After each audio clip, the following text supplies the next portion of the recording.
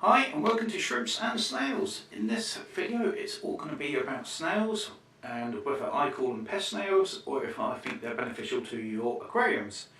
I'll be touching on just normal aquariums with planted tanks, normal fish tanks, community stuff, and I'll also be talking about specifically shrimp tanks, on if I think you should have them in your shrimp tanks, if I keep them in my shrimp tanks or recommend it. Now, the first one I'm talking about is bladder snails. I don't like these. I don't like the way they look.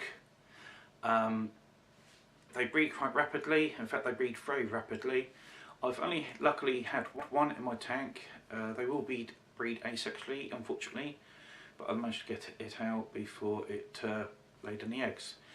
Probably how it came in was I put some plants in from a cellar. Unfortunately, I didn't clean them and sterilise the plants to make sure there was no hitchhikers, and that's how that little sod came in. Next one is Nerite snails. Now, I do love these snails. They look great and they don't breed in freshwater tanks. They do leave eggs everywhere if you're not lucky, but that's just how it goes. The eggs look like tiny little sesame seeds. They can leave them on bogwood, or if I had a coconut cone at the time and it kept leaving it on that. It will leave it on your filter casing. The eggs are a little unsightly, but they produce a brilliant, they actually do a brilliant job in your aquarium. Now, these will eat huge amounts of algae. They'll clean your glass, they'll clean your tanks, they'll clean your bogwood. If you keep ornaments in there, it will help clean those. They do munch through quite a lot. I wouldn't keep many of them if it's a smaller tank. I'd only keep one or two. If you've got a bigger aquarium, then you can get away with a few more. But if you've got a newly set up aquarium, then you have to make sure to put down a little bit of extra fish food or algae tabs so the snails don't starve to death. Right, next one is apple snails. I don't keep them here anymore. In the UK, it is illegal, I believe, to sell them, to give them away. I believe if you want rid of them in your tank, then you're going to have to kill them. I kept them for probably about 5 or 6 years ago. I had some ivories and some blues. They were very pretty snails. Now, apple snails are sexed, so you need a male and a female. They lay their eggs above the waterline, and they keep them in a sort of moist area, but they don't lay eggs within the water, because the eggs for some reason don't survive underwater. There's also spixie snails, which are a species similar to apple snails. I'm not entirely sure where the boundaries lie, but they are supposedly good for your shrimp tanks. They will help eat your pests. They'll eat planaria and hydra. In theory, I've never had them because I don't really have many pests in my tanks, so I can't guarantee on their usefulness. Next snail is the Ramshorn snail, and I do keep these and I do absolutely love these snails. They come in a huge range of colours. You can get reds, blues, clear ones, golden ones, yellowy ones, leopard ones, and the ones I mainly keep are blue leopards, which you should be seeing pictures and videos throughout me talking here of them. These breed by themselves, so you have to be careful. You need to make sure you do not overfeed your tanks, and you should be able to get away with keeping them. I tend to find that they don't overpopulate if you keep a well-maintained balance in your tank, and these are extremely hardy. I had to get into a drum that I was keeping my fresh RO in. I couldn't get them out. I shook the tank for ages and I still couldn't get them out, so I thought, well, I'll just leave them in there. I can't get them out, that's that.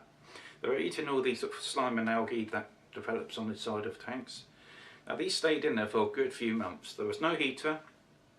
They're getting plenty of fresh water, but that was just pure RO water, and I was mixing it inside the tank, so the parameters were springing wildly, but those two still survived until I managed to somehow get them out. I left a piece of lettuce in the very top of it on its side with a tiny bit of water, and they got onto it and I managed to get them out that way. But they survived a few months sitting there. They weren't breeding, but they hadn't died or anything. So I personally believe Ramshorns are really, really strong.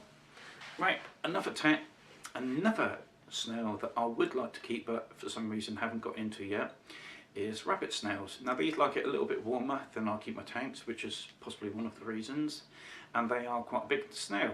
The video is what I took at Sharnbrook Shrimp, which is unfortunately no more. But you can see they are beautiful. I like the way they sort of walk across this gravel or substrate, whatever you've got.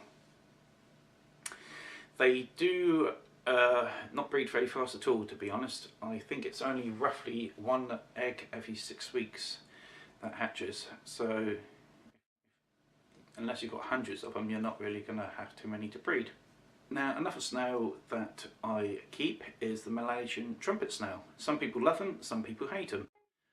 I like them because they keep the substrate turned over, keep any dead spots removed.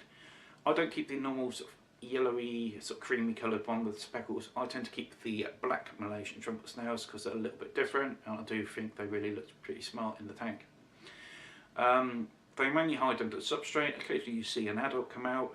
You'll see the substrate moving sometimes, and you can see a little bulge in it, and that'll be where the Malaysian trumpet snail is coming out. These breed quite quickly, but again, if your tank's not overfed, if your tank's well maintained, I don't have a problem with keeping them at all. The tiny little babies are really cute, and yeah, that's a reason why I keep them. The last snail I have kept before is assassin snail. As you can tell by the name, these are sort of things that you need if your tank is going over the top on the snails. Put them in there and they will hunt down and kill snails. They won't kill all of them at once, but they will slowly go through them all. Now, you have to be aware that these do breed in your aquarium, so once you've got rid of all the pest snails, you could be left with assassin snails. And then you won't be able to put any nice snails in there because the assassin snails will kill them. In your shrimp tanks, I would not recommend these at all. In cases of them killing shrimp, they might take a weak shrimp, or they might take a good healthy shrimp. Now, some people say that they only take weak shrimp, but I have seen them take a live, good strong shrimp. They shrimp themselves aren't used to seeing assassin snails in the wild. They wouldn't have come across them. So they can lay underneath the substrate and just strike, and that's your prize shrimp gone. So there are better ways to remove the snails than using assassin snails. You can leave traps, a plastic bottle with the end cut off and inverted. Put some shrimp food in there, fish food, or just some vegetables, and the snails will go inside. The best way I've found is to get a piece of lettuce leaf or cucumber or whatever vegetable you're having that day. Leave it in the bottom of the tank with the lights out. Go back to it an hour later and remove it, take all the snails off, pull it back in. You have to do this quite a few times, but in the end you'll have reduced the amount of snails you have there largely, possibly taken them all out. But it's up to you. Now in the next few videos I will go into some of these snails in a little bit more detail, but I hope this has been useful to you. Thank you so much for watching. Please like and subscribe, it means a lot to me, and I shall see you on the next video.